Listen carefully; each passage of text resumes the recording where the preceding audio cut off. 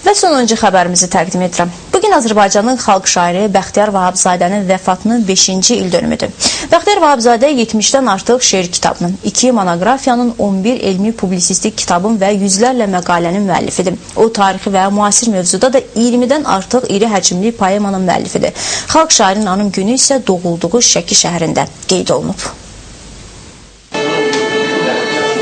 Şəkidə xalq şairi Bəxtiyar Vahabzadənin anım günü keçirilib. Şəki rayon İcra Hakimiyyəti və Türk Qafqaz Universitetinin təşkilatçılığı ilə keçirilən tədbir Şəki Musiqi Kollecində baş tutub.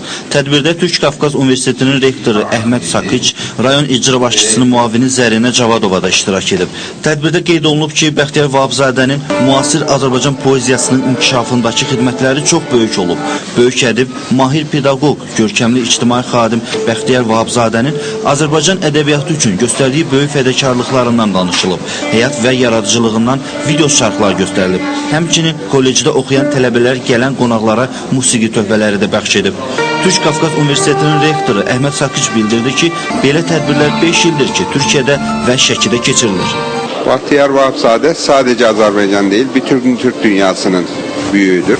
Geçtiğimiz yıl Bəxtiyar Vahabzadə adına bir sempozyumda düzenledik ve ümit ediyorum ki bu sempozyumlar veya anım törenleriyle bu zatı daha iyi tanıma imkanımız olacak.